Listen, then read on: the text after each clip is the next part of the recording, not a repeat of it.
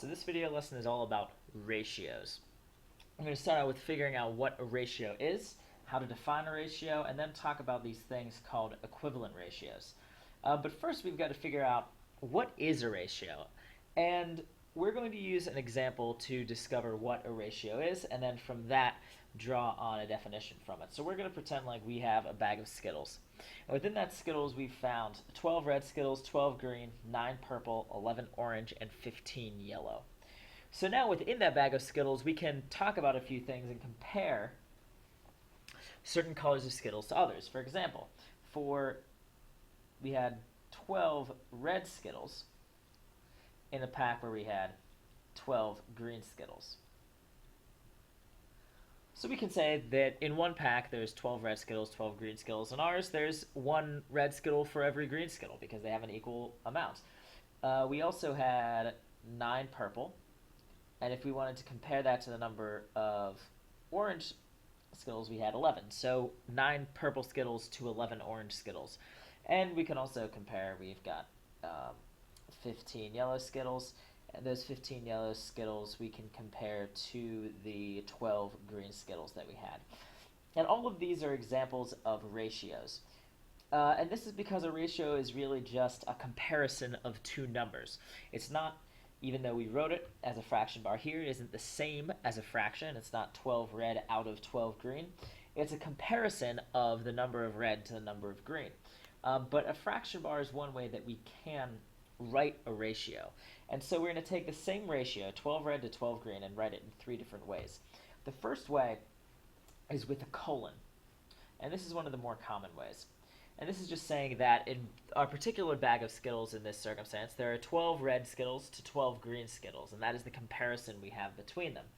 We can also use the word 2 in the center, or we can write it as a fraction.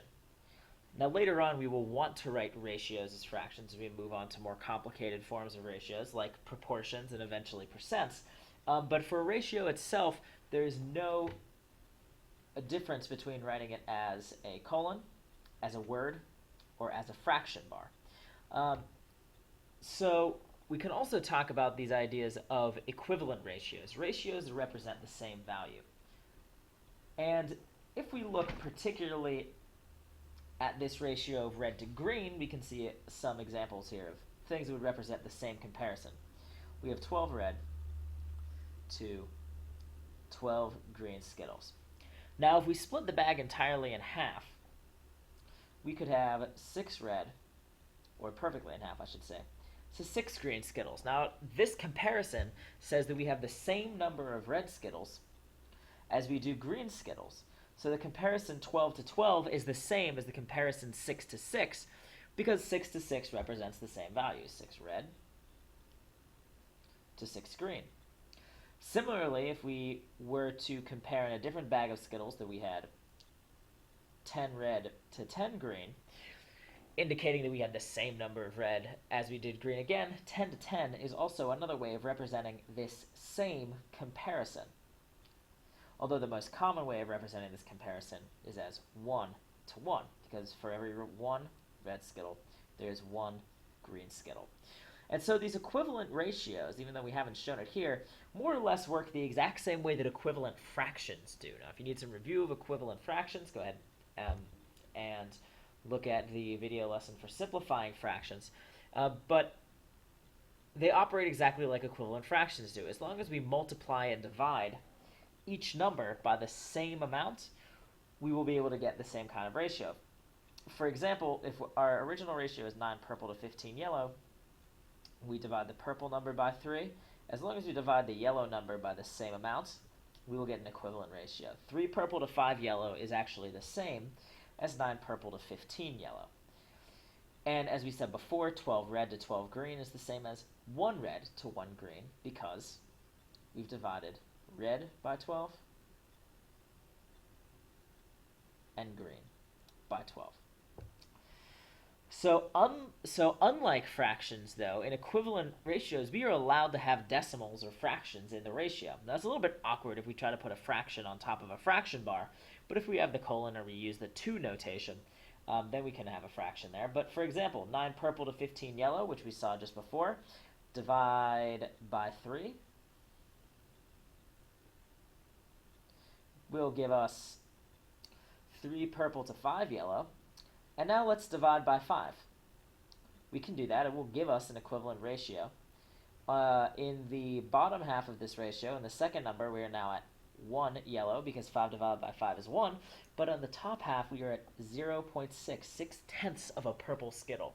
And even though this may seem ridiculous to say that for every 6/10 of a purple Skittle there is 1 yellow Skittle, this ratio is exactly the same as 9 to 15.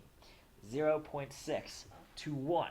So in equivalent ratios, we are allowed to have decimals and fractions in the ratio, whereas in a standard fraction, we are not. And finally, the last thing I'll say is that in ratios, order is important. Although we are comparing 9 purple and 15 yellow Skittles in this case, it is very important the order. The comparison of 9 purple to 15 yellow is different than the comparison of 15 yellow to 9 purple. Although they are comparing the same amounts, their order is only switched. When we get to actually using ratios, we need to be careful about what order we put our ratios in. The comparing the same values does not necessarily mean it's the same ratio. It has to be in the same order. So go ahead and pause the video and see what you can do with these 4 problems. We're just going to try to write 3 equivalent ratios for each of the following sets given. We're going to compare orange to green in number 1, yellow to red in number 2, purple to red to orange in number 3. This is just a comparison of 3 different numbers, so see what you can do with this. And remember that if you're creating an equivalent ratio, you have to do the exact same thing to each of the values. And finally, orange to yellow.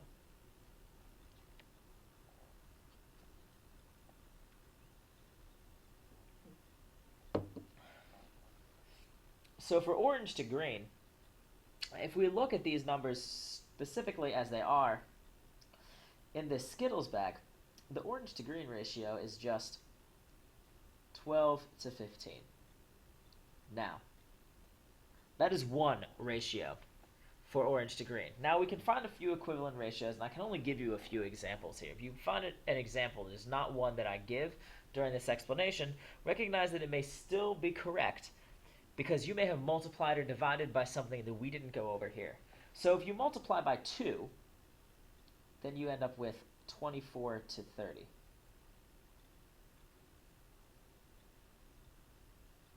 If you say divide by 3, you end up with 4 to 5. And let's take an example with a fraction here. If we divide by 2, or rather a decimal, we divide by 2, we end up with 6 to 7.5. Now, for yellow to red, number 2, the actual strict ratio that we have here is 12. Let me draw a line here so we can separate this out. We have 12 to 10. And again, we can find a number of different equivalent ratios. Let's just take the same kinds of examples that we did up here. It'll be a little bit easier. Multiply by 2, we have 24 to 20. If we divide by 2, we have 6 to 5. And if we divide by 3, this is an interesting one here. 12 divided by 3 is 4. But 10 divided by 3, and you can see this example, isn't just 10/3. We could write it as a repeating fraction, as a repeating decimal rather, but why use all that time if we can just write it as 10/3? For purple to red to orange. Now, as I said, this is just a comparison of 3 different numbers. So the actual ratio is no more complicated than the number of purple, 8, to the number of red, 10, to the number of orange, 12. And now we could multiply both of those by 2. Again, we would have 16 times 20 times 24. If we divided it by 2, we would have 4, 5, 6. and so on and so on. We could multiply by 4, divide by 5, whatever we wanted to do would still give us an equivalent ratio as long as we did our calculations correctly. And finally, orange to yellow is a very simple ratio, perhaps one of the most simple. It is 12 to 12. And multiplying both by 2 will give you 24 to 24. Dividing both by 2 would give you 6 to 6. Dividing both by 3 would give you 4 to 4, but really the way that we almost always refer to a ratio where the parts are equal is as a 1 to 1 ratio. So that is the idea. Equivalent ratios move exactly like equivalent fractions do. Multiply and divide by the same number for the first and second values of the ratio. We can't properly yet call them numerators and denominators of the fractions, but for the first and second, or perhaps third value, multiply, divide anything you want as long as it's the same thing from value to value. And remember that a ratio is really just a comparison between two values.